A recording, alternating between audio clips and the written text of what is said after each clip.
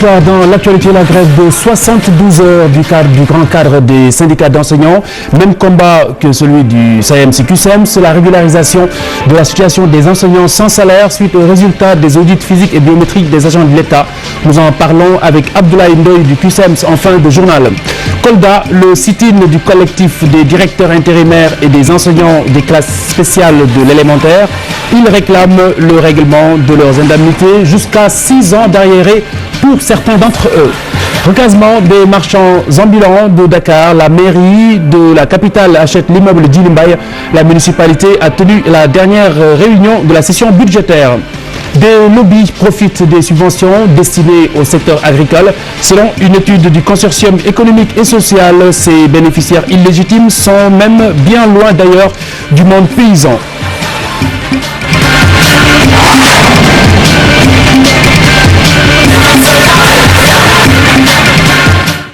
Le grand cadre des syndicats d'enseignants a entamé une grève de 72 heures à partir d'aujourd'hui. Ses membres exigent la régularisation de la situation des enseignants lésés selon eux par l'audit physique et biométrique des agents de la fonction publique. La plupart n'ont pas perçu son salaire. À noter qu'il y a eu école tout de même dans certains établissements de Dakar, Diafaraba et Amina Sow.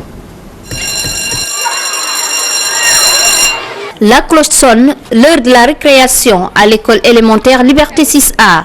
Ici, la grève du grand cadre des syndicats d'enseignants n'a pas été suivie. Tous les enseignants sont là.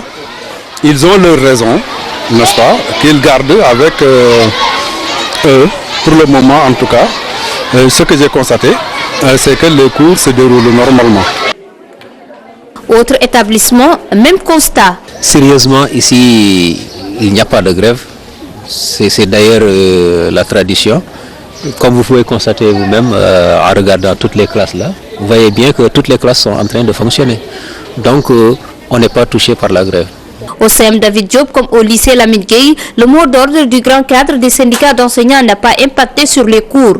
Et pour ce professeur en histoire et géographie, la grève a atteint ses limites. On a perdu énormément de temps par rapport, n'est-ce pas, aux enseignements, à la progression également donc, des contenus. Ce qui fait qu'aujourd'hui, nous pensons qu'il faudrait que la réflexion soit plus poussée, n'est-ce pas, qu'on essaie de voir quelles sont les autres stratégies qui peuvent être assez pertinentes, n'est-ce pas, et aussi efficaces pour pouvoir également faire en sorte que l'État puisse répondre à nos doléances. Hors caméra, des enseignants confient en avoir marre des grèves répétées. Ils fustigent également la division au sein des syndicats. Ils plaident pour une année scolaire plus apaisée. Ce mouvement de grève du grand cadre des enseignants pourrait tout de même se prolonger. Un préavis de grève est annoncé pour amener le gouvernement à respecter le protocole d'accord signé en 2013. Voilà 6 ans qu'ils n'ont pas perçu leurs indemnités pour la plupart d'entre eux. Ces directeurs intérimaires et enseignants des classes spéciales de l'élémentaire. Le collectif a tenu un sit-in aujourd'hui à Kolda, l'occasion de dénoncer le mutisme des syndicats d'enseignants dans cette affaire. Voici le porte-parole du collectif avec Abdoulaye Diallo. Une classe qui dépasse 80 élèves ou bien une classe multigrade avec 2 cours différents.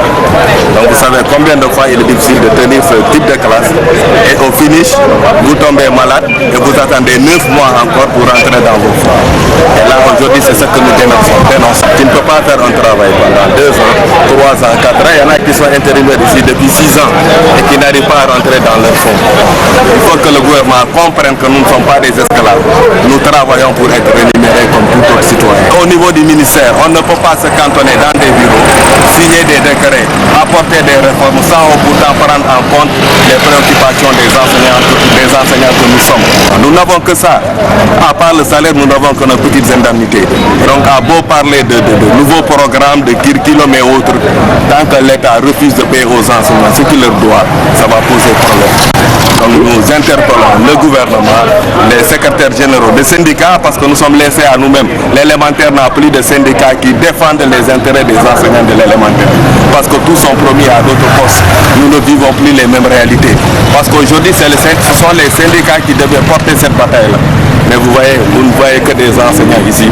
Dakar, l'immeuble Djilimbaye va accueillir les marchands ambulants de la capitale. La mairie de Dakar a acheté l'édifice pour ses partenaires. Pour reprendre le maire Khalifa Sall, c'était cet après-midi lors de la dernière réunion de la session budgétaire. Enveloppe provisionnelle 57 milliards de francs CFA. Propos recueillis par Chérif Dia. 8 milliards, c'est ça le budget.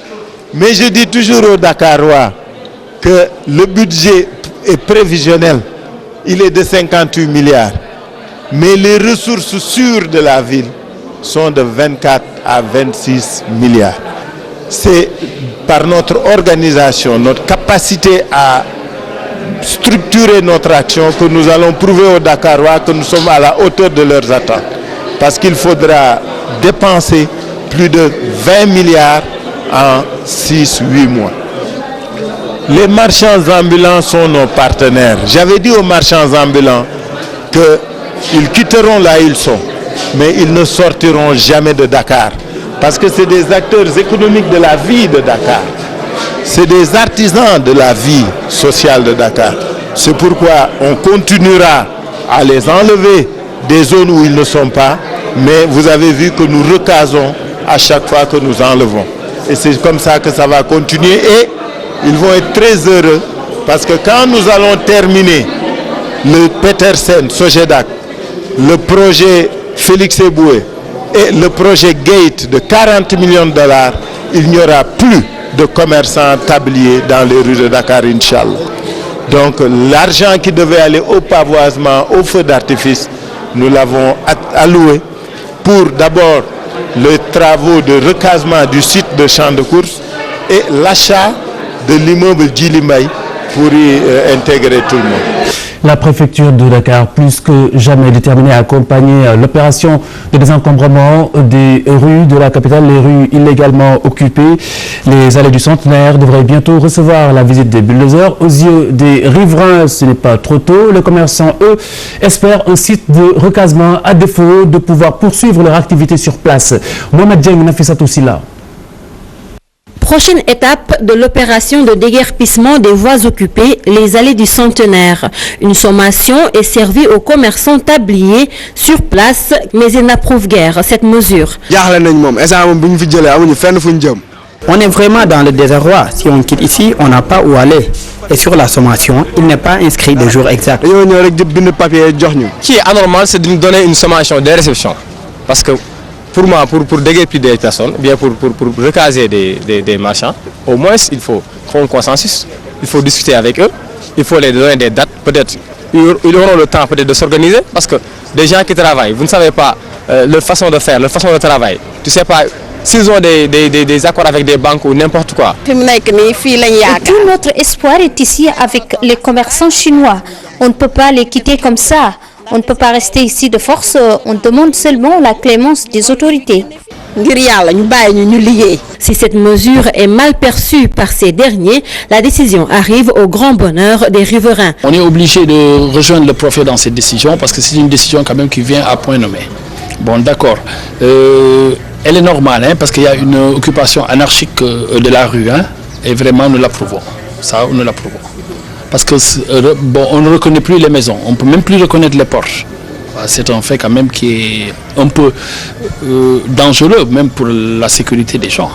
Depuis que ce projet est mis sur pied, ces commerçants n'excluaient pas des discussions avec les autorités. Des démarches avaient même été enclenchées pour leur éventuel recasement. Nous-mêmes avons pris le contact, ils ne nous ont pas appelés. C'est moi-même qui ai pris le contact avec Pamdao, lui qui s'occupe des allées et marchés. On les a expliqué que bon, on a reçu une sommation, mais voilà, on ne sait pas qu'est-ce que vous allez faire. Ils m'ont expliqué carrément, nous allons vous amener quelque part. Vous allez visiter là-bas. On a visité là-bas, mais le site n'est pas encore prêt pour recevoir les marchands. Pour l'heure, ces tabliers sont sur le pied de guerre. Ils n'entendent pas quitter les lieux si rien n'est fait.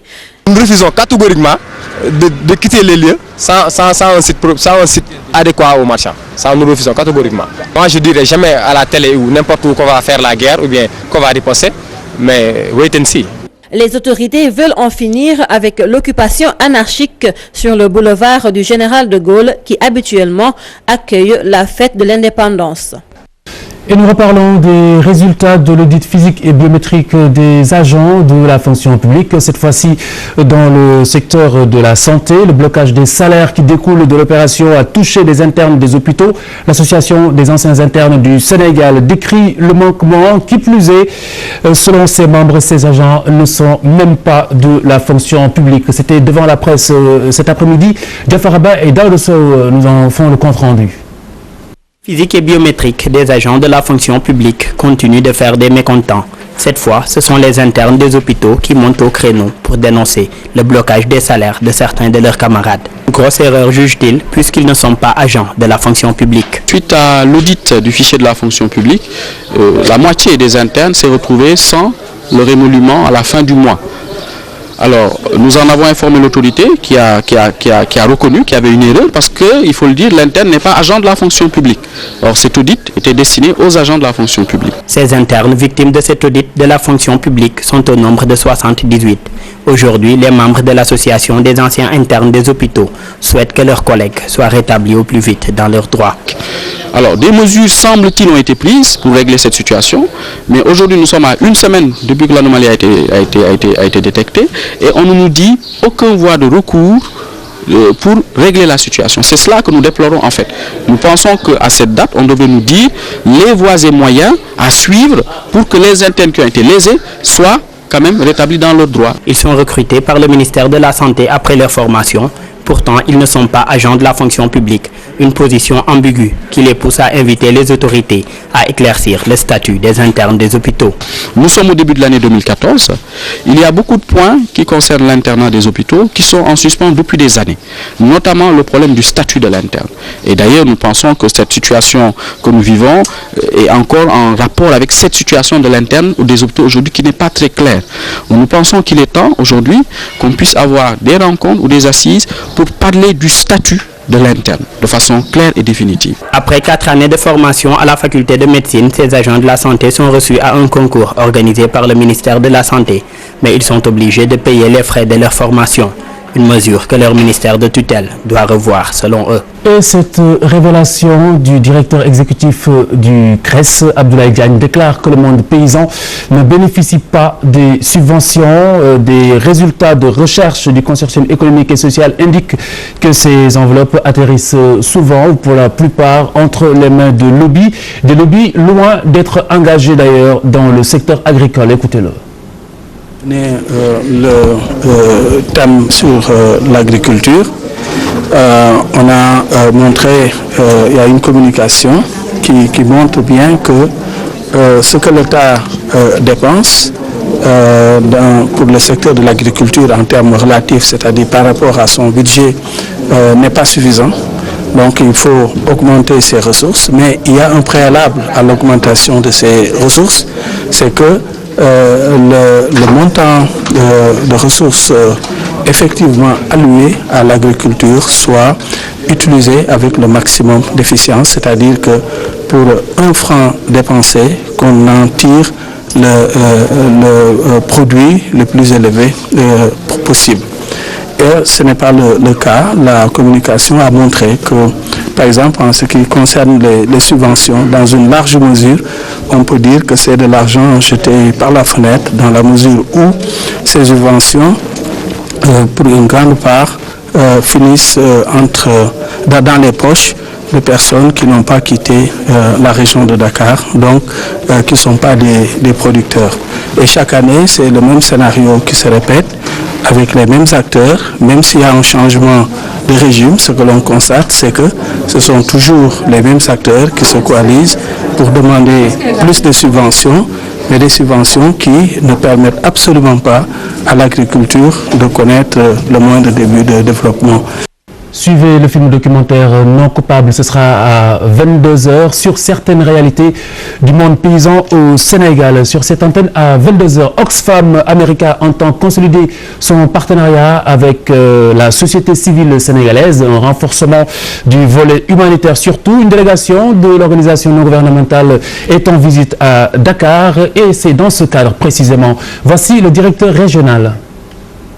D'aujourd'hui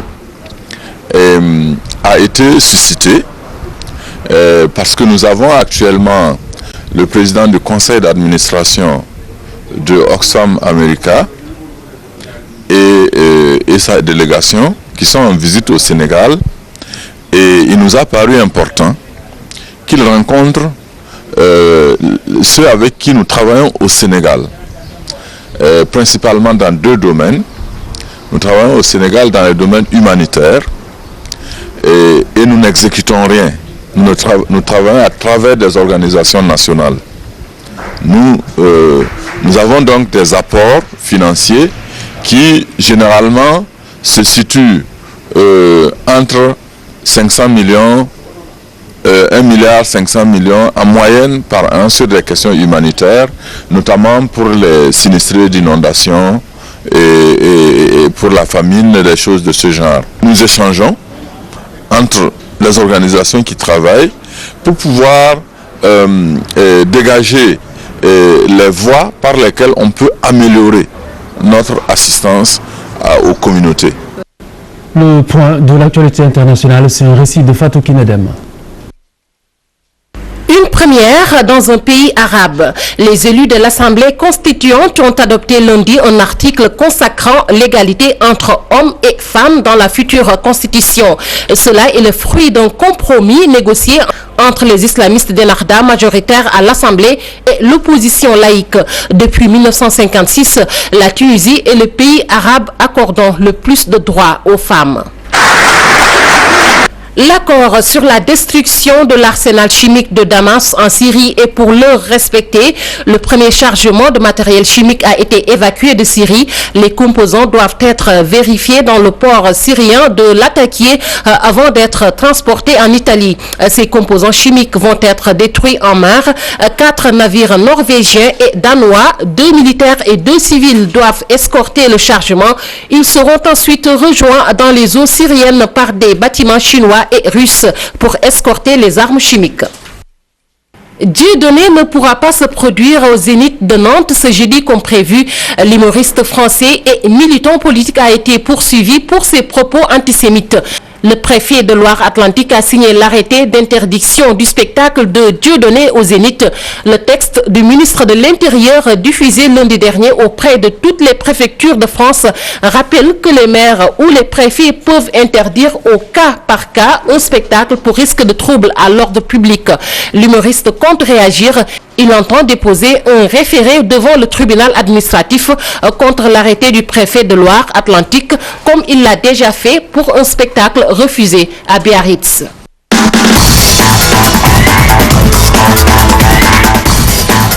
Bonsoir. Bonsoir Khalifa. La reine sénégalaise endeuillée. Avec la disparition de Simel Faye, lorsque la mauvaise nouvelle s'est propagée dans le monde de la lutte, l'hôpital général de Grand Yoff, ex-CTO, de point de convergence aux amateurs de lutte. L'ancien champion Manga 2 était également présent à l'hôpital de Grand Yoff. Son témoignage sur Simel Faye. On ne peut pas dans la vie que par exemple refuser le destin. Dieu l'a voulu ainsi, mais c'est très douloureux chez nous. Est-ce qu'on essaie de supporter, on essaie de rendre grâce à Dieu. Simel était quelqu'un dans l'équilibre serré qui était très sérieux, très courageux, très sage. Et ce qu'il faisait, Simel voulait ce qu'il faisait, il connaissait ce qu'il faisait. Donc aujourd'hui, c'est une surprise la décision arrive. Le décès de Simel, c'est une surprise pour nous, mais Dieu l'a voulu ainsi. C'est pourquoi on est actuellement à l'hôpital, CTO, donc on s'organise comment l'appeler, que la famille demande qu'on l'amène aujourd'hui.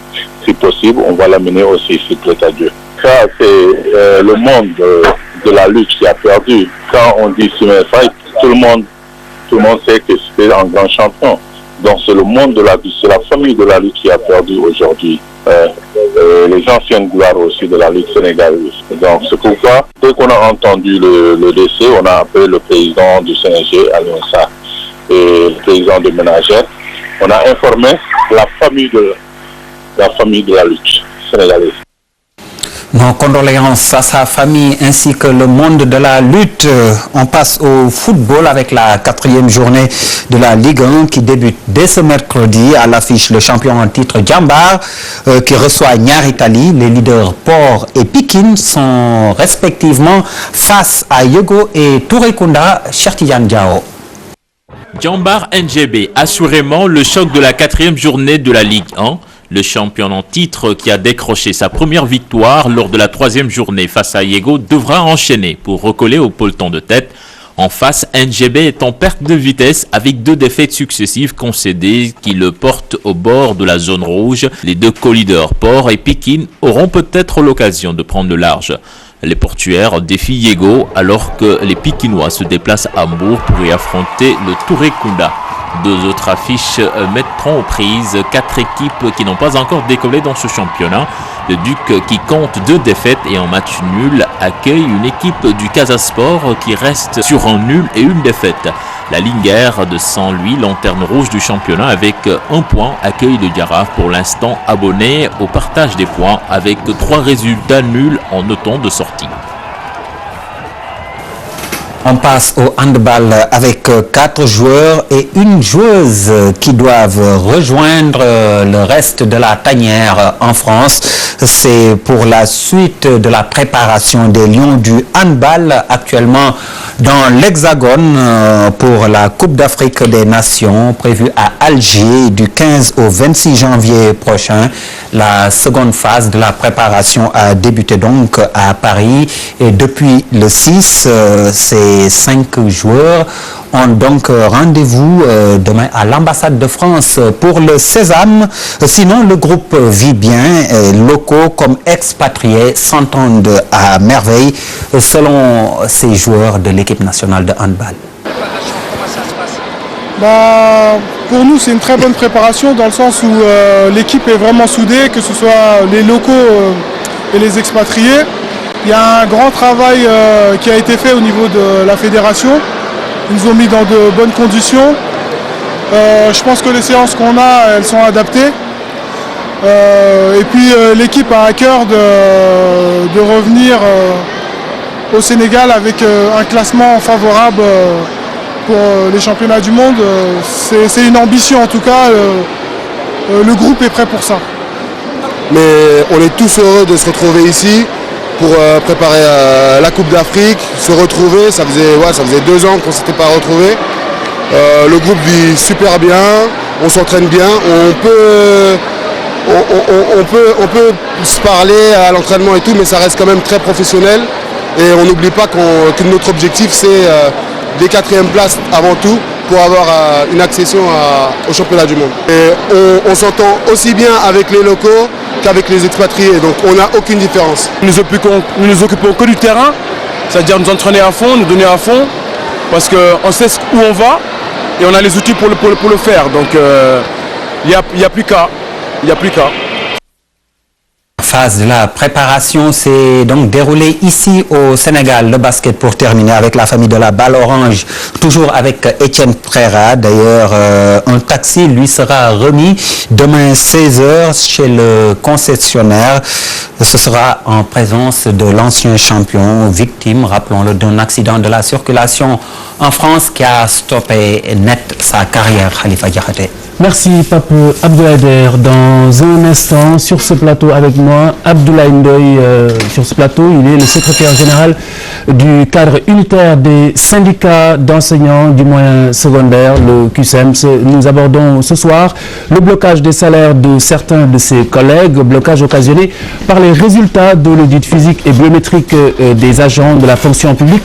Situation à l'origine de mouvements de grève. Le QSEMS a donné le là, je le rappelle, en début de semaine, et les principaux syndicats d'enseignants suivent le mouvement dont le but est le même, la régularisation de cette situation, et nous en parlons dans quelques instants avec Abdoulaye Ndoye, secrétaire général du QSEMS. Abdoulaye, bonsoir. Bonsoir. Alors, vous êtes victime de résultats de ce travail de l'ADIE. D'abord, au commencement, comment est-ce que l'opération s'était déroulée en ce qui vous concerne? Je vous remercie. Je voudrais saluer tous les enseignants qui nous suivent, notamment les militantes, militants et sympathisants du QSEMS. Je dois dire que l'audit physique et biométrique en soi est une bonne chose. Le QSEMS a toujours réclamé, exigé la transparence et la démocratie dans le recrutement des enseignants. Comment l'avez-vous vécu? Nous avons également exigé le maintien de la structuration de la fonction publique. Mais ce que nous contestons et nous dénonçons, c'est la manière, la procédure. Parce que l'audit s'est déroulé dans un contexte de suspicion, de stigmatisation, de diabolisation, de désinformation et d'intoxication. Racontez-nous comment l'opération s'est déroulée en ce qui vous concerne. Alors, en amont, il y a eu l'impréparation, parce que les résultats l'ont prouvé. Ils ont parlé de 12 000 agents non identifiés et même le président de la République a été induit en erreur. Et l'audit physique et biométrique révèle donc des défaillances techniques et humaines graves, des manquements. Pourquoi? Parce que cet audit n'a pas pris en compte la mobilisation professionnelle des enseignants. J'ai ici sous mes yeux une attestation signée par le directeur général de la fonction publique, qui m'a été envoyée par un collègue qui est actuellement aux États-Unis, qui est en position de stage, pour suivre un programme d'échange Fulbright à Montclair State University aux États-Unis d'Amérique. Il m'a appelé pour me dire que son salaire a été suspendu. Hier, j'ai reçu un coup de fil de Yaoundé du Cameroun, de notre collègue qui est en position de stage, qui a été envoyé par le gouvernement, par le ministère, et aujourd'hui son salaire est coupé. Alors concrètement, combien de cas du genre vous avez relevés? Il y en a qui ont été versés dans le panier jaune, d'autres dans le rouge. Dans la démarche méthodologique, le QSEMS a voulu d'abord informer, encadrer ses militants, aller sur les lieux, mais également procéder à un recensement juste et objectif des collègues qui sont victimes des coupures de salaire. Parce que le prétexte est un prétexte fallacieux. Alors combien? Alors, aujourd'hui, on ne peut pas le dire. Nous sommes en phase de recensement. C'est la raison qui nous a poussé dans notre plan d'action, d'abord de tenir un point de presse pour informer l'opinion nationale et internationale sur ce scandale national, mais également, on va convoquer des assemblées générales départementales dans tout le Sénégal demain, mercredi à partir de 15h, et le vendredi à 9h, nous allons observer un mot d'ordre, un débrayage, pour convoquer des assemblées au niveau des lycées et collèges, pour discuter, échanger avec les collègues pour voir la conduite à tenir. Mais ce qu'il faut dire, c'est qu'au-delà du préjudice moral et matériel causé à ces milliers d'enseignants, cet audit va provoquer une démobilisation, une démotivation, mais également une démoralisation des enseignants. Parce que c'est comme si on voulait humilier les enseignants. Il fallait être au service de l'ADI, il fallait être au niveau du technopole, il fallait être au ministère de l'Éducation nationale, il fallait être au ministère des Finances. Alors partant de l'intention de base que vous avez d'ailleurs saluée, et l'œuvre humaine n'étant pas parfaite, la grève est-elle vraiment la solution? Ce que nous n'avons pas compris, si réellement, parce que le salaire est sacré, protégé par les conventions internationales, si le gouvernement était animé de bonnes intentions, dès lors que vous voulez clarifier, vous voulez auditer pour la maîtrise des effectifs, n'est-ce pas? On aurait pu d'abord, parce qu'il y a des démembrements de l'État. Le ministère de l'Éducation nationale est représenté au niveau de région par les IA, il y a les IDEN. On peut afficher les listes, informer les collègues avant. C'est-à-dire agir en amont, gouverner, c'est prévoir. On ne peut pas couper le salaire et ça les protéger. Mais vous mettez les gens devant le fait accompli, vous coupez des salaires. Et ce qui est scandaleux, c'est que le problème ne se limite pas seulement au niveau des enseignants. Vous avez entendu tout à l'heure les internes de l'hôpital Aristide de Dantec. Avant-hier, vous avez entendu les travailleurs du service du centre de transition sanguine de Dakar. Vous avez entendu les travailleurs de la justice. Mais ça veut dire que l'ampleur aujourd'hui, on ne peut même pas le mesurer. Et les dégâts sont énormes. Vous venez de le dire. Est-ce qu'il faut en rajouter avec une série de grèves? Non, on ne peut pas. Ça veut dire que d'ailleurs, les enseignants n'ont rien fait. Nous, en ce qui concerne le QSEMS... C'est une grève qui n'est d'ailleurs pas très suivie. Ah bon, ça c'est votre point de vue. Enfin, c'est sur le terrain, on a vu les sujets. C'est pas mon point de vue, pas du tout. C'est un constat sur le terrain de vos collègues. D'accord. Alors, vous pouvez concerne, mais nous, en ce qui nous concerne le QSEMS, notre démarche est une démarche heuristique, féconde, méthodologique. Quand nous avons été informés, la première chose, c'est d'abord de rassembler les éléments. Nous avons des preuves. La deuxième chose, c'est d'informer les collègues. La troisième chose, c'est de tenir un point de presse et de convoquer des assemblées générales départementales. Ensuite, vendredi, nous allons organiser des assemblées dans tous les lycées et collèges du Sénégal pour discuter et voir la conduite à tenir. Maintenant, nous interpellons également le président de la République, qui est le chef suprême des armées, à qui nous avons confié ce pouvoir. Il est le président de tous les Sénégalais. Est-ce que vous avez un plan alternatif, étant donné que le mouvement de grève n'est pas très suivi? Oui, non, ça, le QCEMS n'a pas encore déroulé. Le QCEMS observe un mot d'ordre de grève à partir du vendredi à 9h. N'est-ce pas? Mais à partir du vendredi, nous allons faire l'état des lieux, évaluer, discuter, échanger. Parce que c'est un syndicat qui se veut démocratique. Donc, il faut d'abord interpeller, solliciter la base, discuter avec la base avant de prendre des décisions. Alors, ce que je voudrais dire, c'est qu'au-delà de l'audit, je crois que c'est un préjudice moral, matériel énorme. Et les conséquences sont incalculables. C'est une œuvre humaine, on est d'accord? Oui, l'œuvre humaine n'est pas parfaite. Mais je crois que la grandeur d'une personne, d'un État, c'est d'accepter qu'il y a une erreur. Je crois que là, on aura franchi un pas de géant. Mais il ne faut pas persister dans l'erreur. Parce que le fait de dire que... Mais ce qui est complété le dossier, bien entendu, mais ceux qui ont complété le dossier ont bien perçu leur salaire. Oui, non, le problème ne se pose pas là. Parce que lorsque le directeur de l'ADI, M. Khassimou Wane, dit qu'il y a des gens, souvent la majeure partie, c'est des gens qui ont fourni de faux documents, c'est des accusations graves.